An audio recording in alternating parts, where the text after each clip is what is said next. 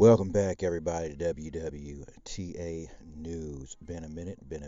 And yes, uh, there's things going on in the world of finance, of course. Haven't been much that I really wanted to talk about and report on, or review, because pretty much we're just reviewing the different things going out there and going on out there in the world.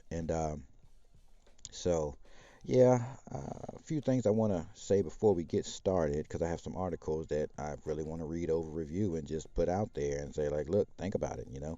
But some of the things I want to say before we get started is we are in that new tax season, and I am not, I don't know if any of you all are aware, but, if you did exchanges, those are technically taxable events.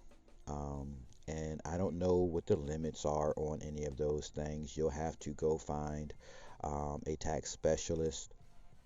I just have a general understanding from having my taxes done every year. And I'm going to share just a little bit of information because we're back to that time of year again. Anything that you exchanged or withdrew, converted into a fiat, is a taxable event, and they look at it as income that you've gained for that working year.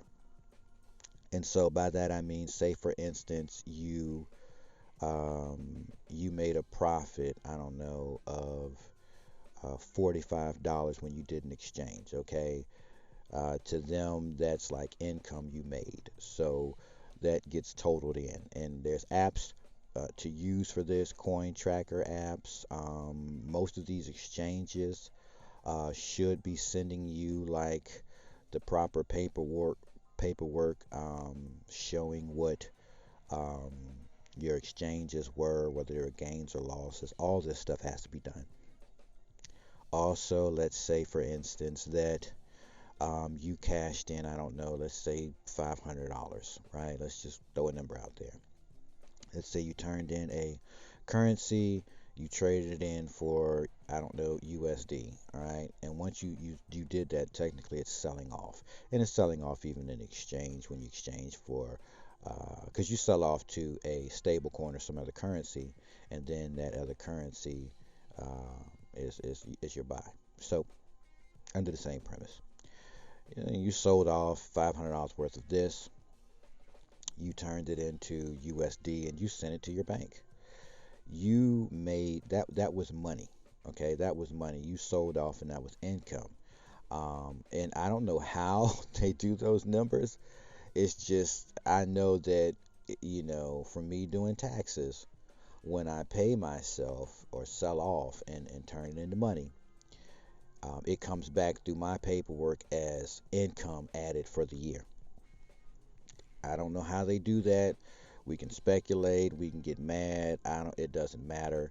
That's just what happens. So I just wanted to point that out. We are entering that tax season. So you want to make sure that you get with a tax specialist, that you get your apps hooked up, that you start getting your information together because they carry it as income, just income, and they tax it. You know what I'm saying? I've been taxed.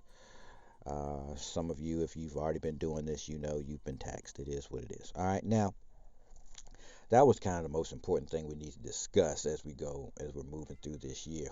The top of the year, we got to deal with those taxes. You all know, you've been in this space, you already know. Some of you, if you didn't know, now you do. You got to deal with the tax side, so get you some coin tracker apps. Pick one that works best for you. Get you a tax prep, somebody who knows taxes. Start talking to them. Yeah, start getting that stuff taken care of. All right, now, now that all that's done and over with, let's get on to some of these interesting articles. We got an article from you today. It says Sam's Club goes digital. Walmart files trademarks for NFTs and more. Let's see. It says Sam's Club, a subsidiary of Walmart, has made a significant departure from its traditional retail focus by filing trademarks for a range of blockchain based services. The trademarks, which were discovered by Michael Kondudis and shared on Twitter, cover a virtual currency for online community use and financial services that involve cryptocurrencies and non-fungible tokens. The retailer's interest in the digital assets market is reflected in the healthcare services that it seeks to offer in virtual and augmented reality environments. The recent trademark applications filed by Sam's Club highlight the growing importance of non fungible tokens and crypto in general in the retail industry. So all of us that are in the space, we're all well aware that the new system is going to work harder at phasing out people doing things because we can be unfair, we can be biased, we can be fallible.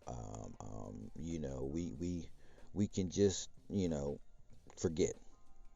So we as humans, how we operate, we can actually cause problems in keeping up with data, records, tracking, and everything else. So we're going forward into this new age where they'll have artificial intelligence using this blockchain technology to keep up with information, move it around, send it to where it has to go, which won't need us after all these things are set up to do it. It'll track everything itself, get the information where it needs to be. All these things will be doing it itself. Artificial intelligence will be negating, so that'll change a lot of things. It's not far-fetched to see that Walmart's a part of that, okay? We already knew Walmart China or Walmart Japan was using VeChain, right? So, this is the age that we're in. We're traversing so fast. It's just unbelievable how technology is changing so fast.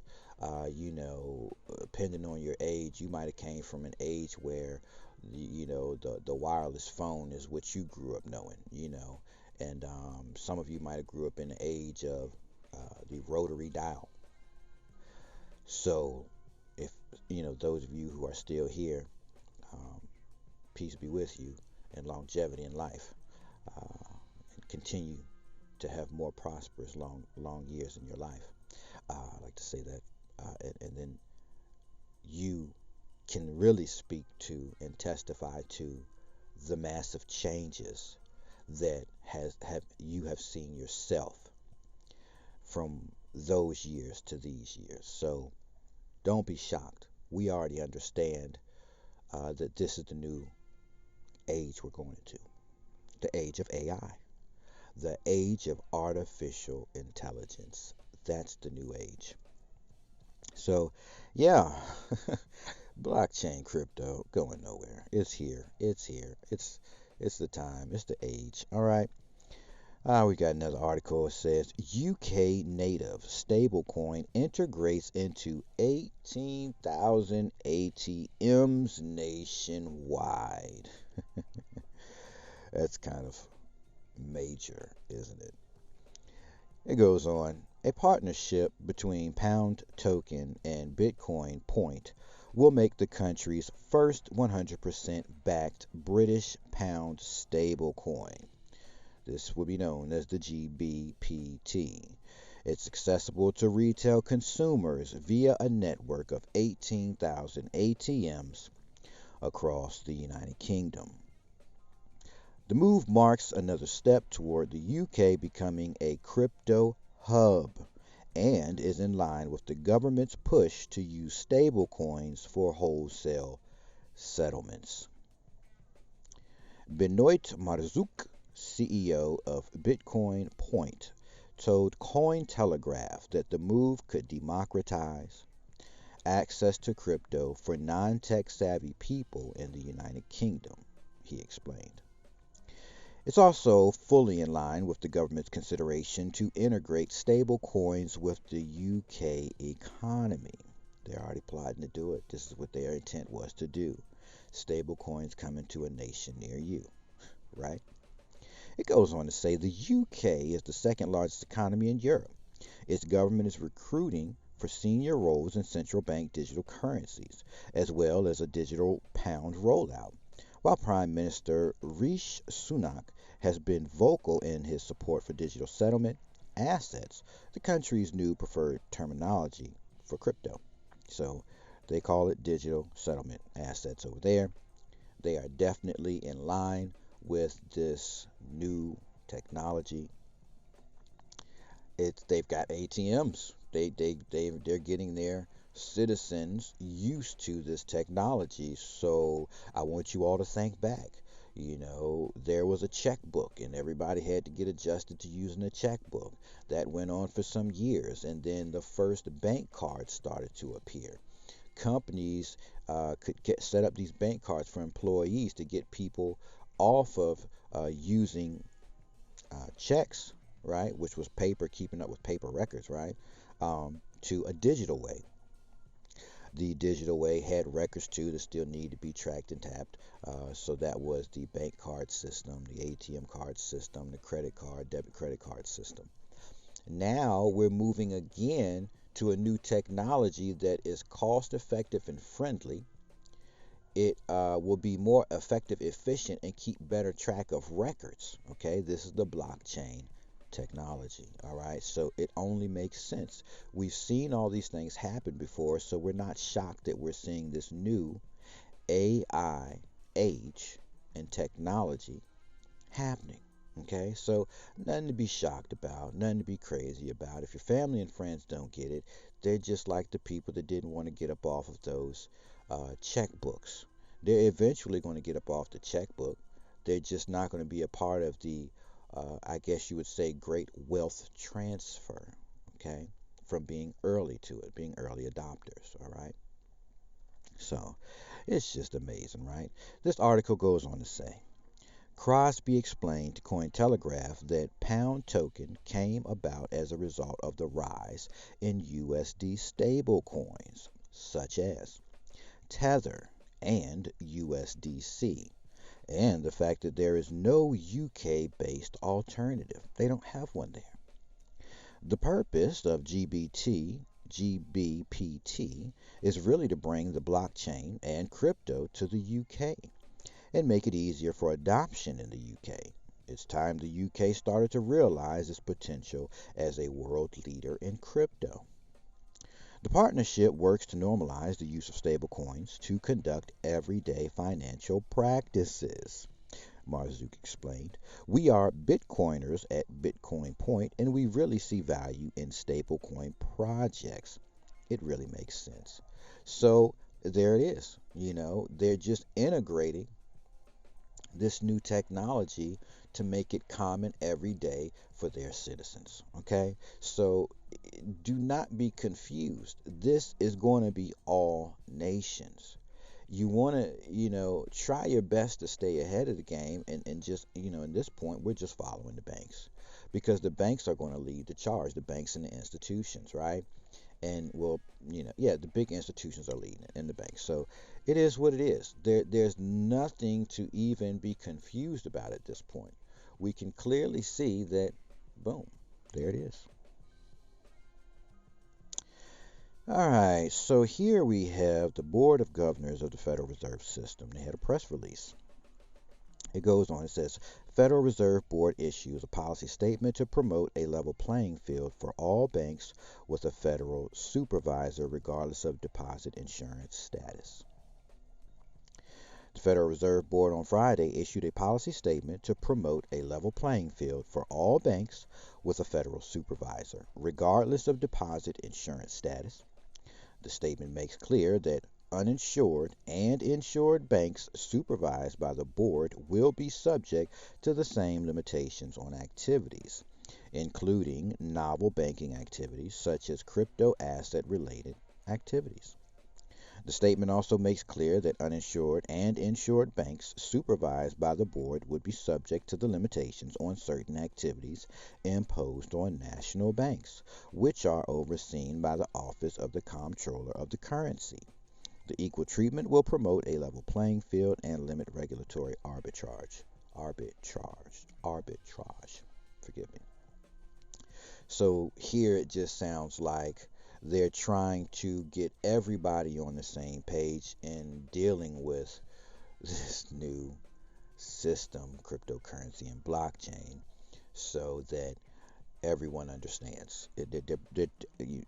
Obviously, the Office of Comptroller of the currency, excuse me, in their role that they have to play, no different than the role that the SEC has to play. So here, they're basically getting their laws and everything, getting their information together to bring everybody under under these pretty much rules, regulations, and laws, right? It goes on to say, in addition, the statement reiterates that banks must both ensure that the activities they engage in are allowed under the law and conduct their business in a safe and sound manner. For instance, a bank should have in place risk management processes, internal controls, and information systems that are appropriate and adequate for the nature, scope, and risk of its activities.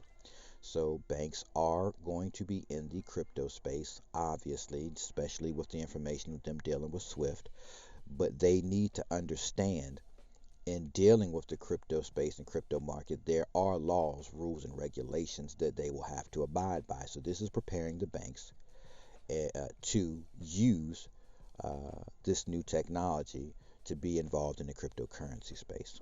It goes on to say, in recent years, the board has received a number of inquiries, notifications, and proposals from banks regarding potential engagement in novel and unprecedented activities, including those involving crypto assets. There it is. In response, the board statement specifies how it will evaluate such inquiries, consistent with long-standing practice. Today's action would not prohibit a state member bank or prospective applicant from providing safekeeping services in a custodial capacity for crypto assets if conducted in a safe and sound manner and in compliance with consumer, anti-money laundering, and anti-terrorist financing laws. So again, they're getting these banks prepped. The banks will be using cryptocurrency. Obviously, that's how they're going to move money, nation to nation, bank to bank, institution to institution. That's just what it is. But they're gearing them up and getting them under these laws, rules, and regulations uh, that all banks are going to be governed under. So there it is. I mean, if you didn't believe it, well, why would they be getting these laws and all this stuff together and getting everybody up under these umbrellas for protection and rules and regulations? Why would they do that? You know what I'm saying? Don't be fooled. Don't be fooled. Well, look, we've come to the end of this episode. That's all I've got to share with you all today. I hope you found value in any of this information, and I hope you use it to talk to family members, friends, and loved ones to help them understand what you're involved in and what's coming for us all in the very near future. Okay? March is right around the corner. We're already looking at February, so a lot of big things are happening right here in 2023. So we're just getting prepared and we're trying to stay informed. And that's all we want to do here. Is just know what's happening around us so we can better protect ourselves, our family, friends, and loved ones, and prepare for the future. I'll catch you all in the next episode. Again, thank you for tuning in.